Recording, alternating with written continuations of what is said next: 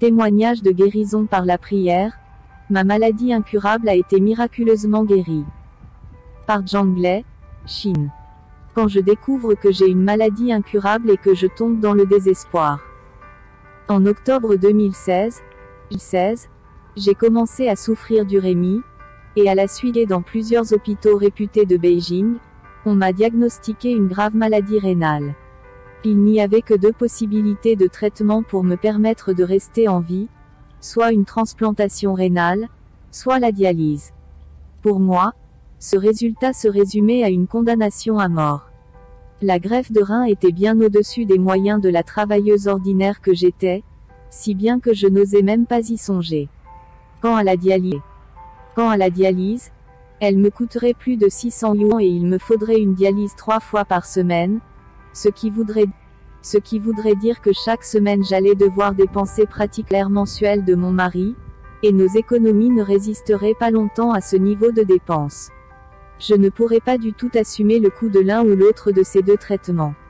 En l'absence d'autre choix, je ne pouvais compter que sur la médecine chinoise pour soulager la douleur. Quand je découvre que j'ai une maladie incurable et que je tombe dans le désespoir dans mon malheur, je suis réconforté par la parole de Dieu quand je suis malade et sans argent pour mon traitement, ne sachant plus quoi faire quand je comprends les orchestrations de Dieu et ne m'inquiète plus concernant la dialyse. J'ai soudain et miraculeusement guéri de ma maladie incurable et j'ai éprouvé une gratitude sans borne quand je découvre que j'ai une maladie incurable et que je tombe dans le désespoir. En octobre 2016, j'ai commencé à souffrir d'urémie, et à la suite d'examens pratiqués dans plusieurs hôpitaux réputés de Beijing, on m'a diagnostiqué une grave maladie rénale.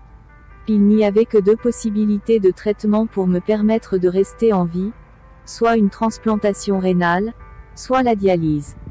Pour moi, ce résultat se résumait à une condamnation à mort. La greffe de rein était bien au-dessus des moyens de la travailleuse ordinaire que j'étais, si bien que je n'osais même pas y songer. Quant à la dialyse, elle me coûterait plus de 600 yuan par épisode de traitement et il me faudrait une dialyse 3 fois par semaine, ce qui voudrait dire que chaque semaine j'allais devoir dépenser pratiquement la totalité du salaire mensuel de mon mari, et nos économies ne résisteraient pas longtemps à ce niveau de dépenses. Je ne pourrais pas du tout assumer le coût de l'un ou l'autre de ces deux traitements. En l'absence d'autre choix, je ne pouvais compter que sur la médecine chinoise pour soulager.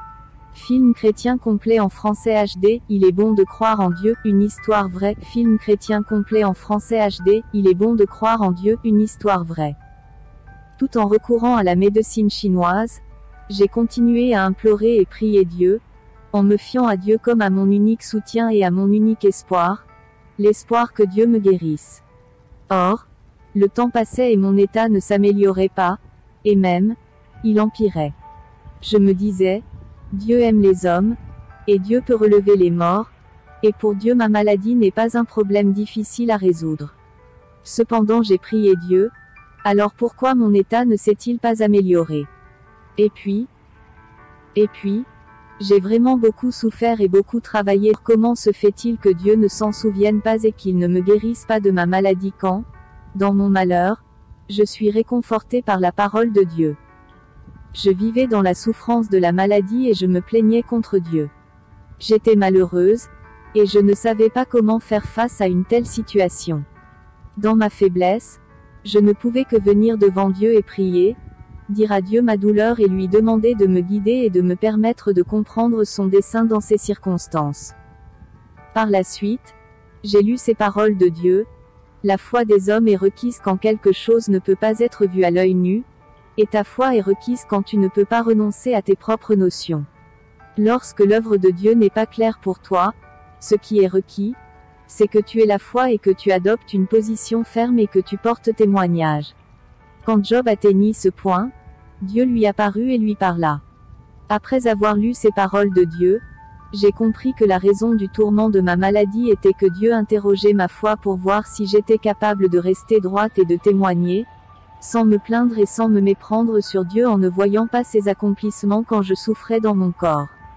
Lorsque Job avait perdu sa grande richesse et ses 10 enfants et s'était retrouvé couvert de furoncles, sa loyauté envers Dieu était restée inchangée. Il avait tenu bon et avait porté un témoignage magnifique et résonnant en faveur de Dieu, et il avait humilié Satan et l'avait fait échouer. C'était là une vraie foi. Or, quand j'étais tombé malade, comme j'avais prié Dieu mais n'avais pas été guéri, je n'avais pas cessé de me plaindre et je n'avais pas de foi, tout le contraire de ce qu'avait fait Job. J'ai remercié Dieu de m'avoir guidé par ses paroles, d'avoir utilisé l'exemple de Job pour m'indiquer le chemin de pratique afin que je ne perde pas la foi en Dieu et que je ne le renie pas. Je me suis senti très encouragé et j'ai voulu suivre l'exemple de Job, ne pas perdre la foi à cause de ma maladie, tenir bon et témoigner. Quand je suis malade et sans argent pour mon traitement, ne sachant plus quoi faire. 2 semaines plus tard, alors que je m'étais rendu à l'hôpital pour un nouvel examen, le médecin a examiné mes antécédents médicaux et mon état physique et m'a annoncé que ma vie serait en danger si je retardais davantage mon traitement. Il m'a dit que je devais me faire rembourser mes frais d'inscription et commencer tout de suite la dialyse. J'étais très partagé. Sans la dialyse, mon état allait continuer à se dégrader et j'allais mourir, mais même si j'optais pour le traitement, je ne pourrais pas payer. Mes proches et mes amis savaient que je souffrais d'urémie et que le coût du traitement serait illimité, si bien qu'ils gardaient tout leur distance. Le poids de la souffrance, la menace de la mort et mes contraintes financières me plongeaient dans le désespoir et la désolation.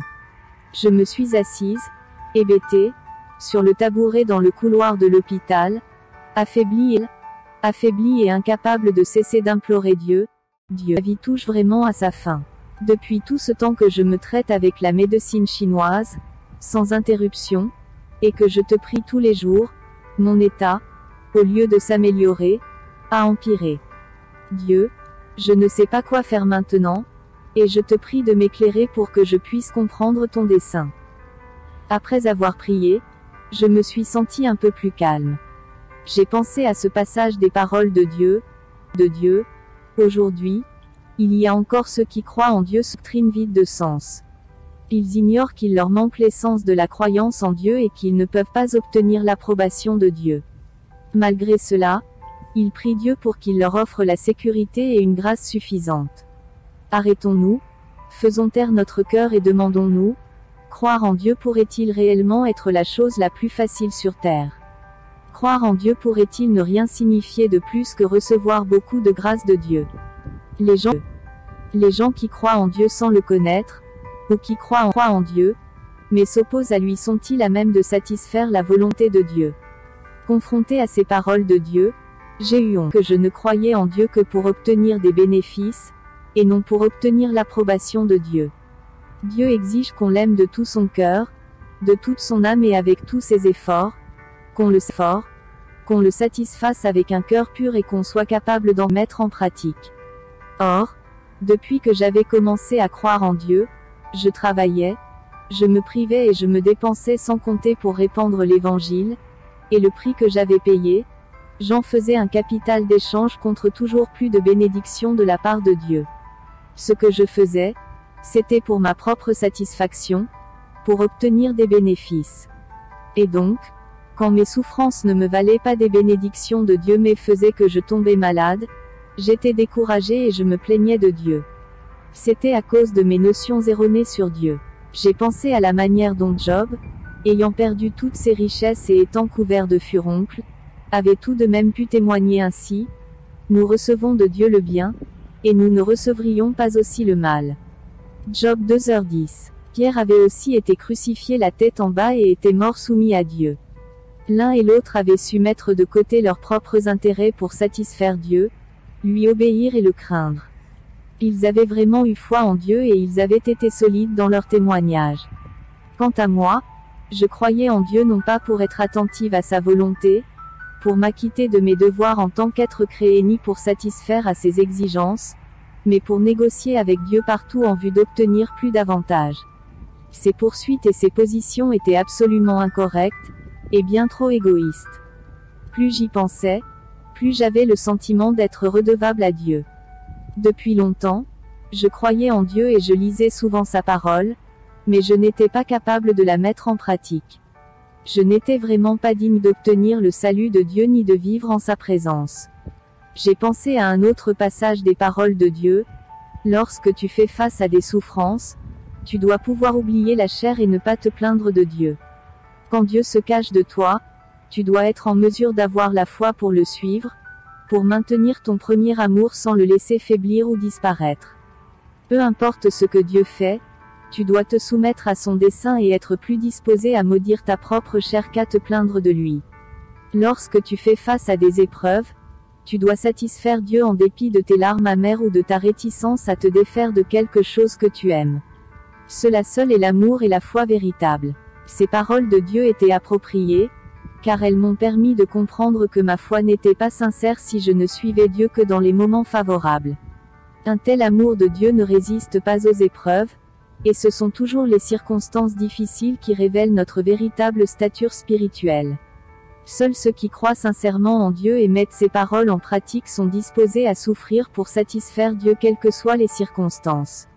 Ils peuvent produire un témoignage sincère, et ce sont ceux-là que Dieu veut sauver. Les paroles de Dieu m'ont donné une orientation claire. J'étais prête à changer mes fausses représentations, à renoncer à mon désir de bénédiction et à chercher sincèrement à satisfaire Dieu. Je serai reconnaissante à Dieu pour chaque jour qu'il me donnerait à vivre, et si Dieu voulait que je meure, ce serait là aussi la justice de Dieu. Ayant compris cela, j'ai bien moins souffert des contraintes liées à ma grave maladie et j'ai ressenti une grande détente et un grand soulagement. J'ai donc prié Dieu sincèrement. Dieu, merci pour ton éclairage et ton illumination. Bien que je te sois fidèle depuis longtemps, je viens seulement de prendre la mesure de mes idées fausses. Sans cette maladie, je n'aurais jamais su que si je me déliais un prix pour toi, c'était pour négocier avec toi. Et avec toi. Maintenant, je veux renoncer à ma quête et revivre entre tes mains et me soumettre à tes orchestrations. Je sais que ton amour et ton salut sont présents dans tout ce que tu me fais. Je veux suivre l'exemple de Job et celui de Pierre, me soumettre à tes orchestrations et à tes arrangements, ne jamais me plaindre même si je dois mourir, ne jamais te trahir, rester ferme et témoigner pour toi, et humilier Satan. Amen. Après avoir prié, je me suis senti quand je comprends les orchestrations de Dieu et ne m'inquiète plus concernant la dialyse. De retour à la maison, j'ai prié à nouveau pour parler à Dieu de mon état, et pour lui dire que je voulais le laisser me conduire, que je me soumettrais même si cela devait signifier ma mort, et que je ne lui soumettrais plus aucune exigence déraisonnable. Après ma prière, j'ai pensé à ces paroles de Dieu. Pour tout ce qui se produit dans l'univers, j'ai toujours le dernier mot. Y a-t-il quelque chose qui ne soit pas dans mes mains? Dieu est responsable de chaque vie humaine, jusqu'au bout. Il subvient à tes besoins, même si tu as été touché par la pollution ou que tu as subi quelque autre préjudice, dans cet environnement détruit par Satan. Peu importe,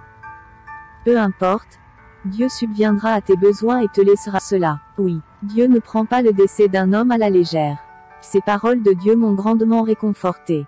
Dieu gouverne tout, ma vie et ma mort étaient entre ses mains, et si Dieu ne permettait pas que je meure, je ne mourrais pas, mais si ma vie touchait à sa fin, aucune quantité d'argent ne me sauverait. Aucun être humain n'y avait son mot à dire, pas même malgré mon urémie, un mal difficile à soigner. Si Dieu ne voulait pas que je meure, je ne mourrais pas, que j'ai ou non de l'argent, et c'était un fait dont je devais. À ce moment, je ne voulais que m'en remettre à Dieu et me conformer à ses orchestrations et à ses arrangements. Après m'être ainsi soumise, j'ai entendu dire, en rencontrant par hasard un autre patient, que si je retournais là où ma résidence permanente immatriculée est enregistrée, le coût de chaque traitement serait d'environ 200 yuan. J'ai fait le calcul, compte tenu de nos économies et du salaire mensuel de mon mari, je pouvais payer ce traitement pendant un certain temps. J'ai aussi interrogé Dieu sur cette question, et j'ai prié. La prière m'a donné un profond sentiment de sécurité. J'ai parlé à mon mari, et nous sommes retournés dans notre ville natale. J'ai été surprise de découvrir qu'à ce moment précis, la dialyse devenait gratuite. Il était pour moi évident que ce n'était pas une coïncidence, que c'était Dieu qui m'avait ouvert le chemin. Dieu dit, depuis le jour où l'homme est entré dans l'existence, Dieu a toujours réalisé son œuvre de cette façon, en gérant cet univers et en contrôlant les règles de changement de toutes les choses ainsi que les chemins qu'elles empruntent. Comme toutes les autres choses, l'homme est nourri, discrètement et inconsciemment, par la douceur, la pluie et la rosée de Dieu. Comme toutes les autres choses, l'homme vit inconsciemment sous l'orchestration de la main de Dieu. Le cœur et l'esprit de l'homme sont tenus dans la main de Dieu, et toute sa vie est contemplée par les yeux de Dieu.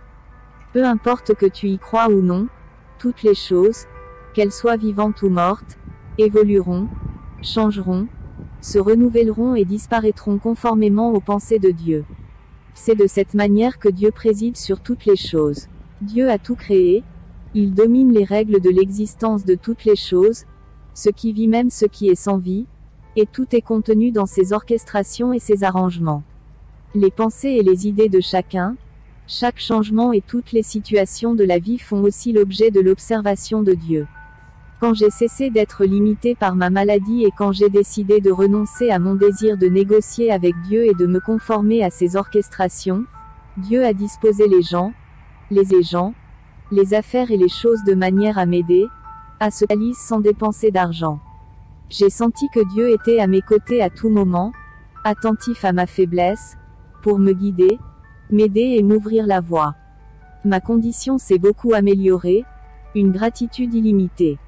Arrivé au laboratoire de dialyse, j'ai vu de nombreux patients tourmentés par leur maladie, le visage aussi sombre que le mien et souffrant de cette même faiblesse et de ce même désespoir que j'avais connu.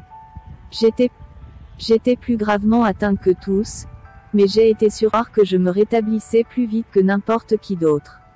En l'espace de quelques mois, mon état s'était amélioré, j'avais repris du poids, l'infirmière en chef disante, et tous ceux qui me connaissaient disaient que j'avais l'air d'être quelqu'un d'autre. Un homme qui accompagnait sa femme à la dialyse m'a demandé, curieux, quel produit de santé vous prenez? Vous vous êtes si bien rétabli, et vous avez si bonne mine. Je lui ai répondu, je n'ai pris aucun produit, et j'évite de manger de la viande et des œufs. Si je suis en vie aujourd'hui, c'est entièrement grâce à Dieu. Je me suis senti rempli de gratitude envers Dieu. Je savais que c'était la miséricorde et le salut de Dieu. Dieu dit, Dieu Tout-Puissant est un médecin tout-puissant. Demeurer dans la maladie, c'est être malade, mais demeurer dans l'esprit, c'est tant qu'il te restera un dernier souffle, Dieu ne te laissera pas mourir. L'homme ne vivra pas de pain seulement mais de toute parole de Dieu. Luc 4/4.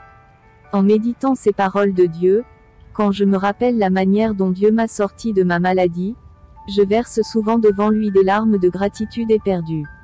Ce sont ces paroles de vie qui m'ont guidé au bon moment et m'ont permis de tenir bon face à mon horrible maladie.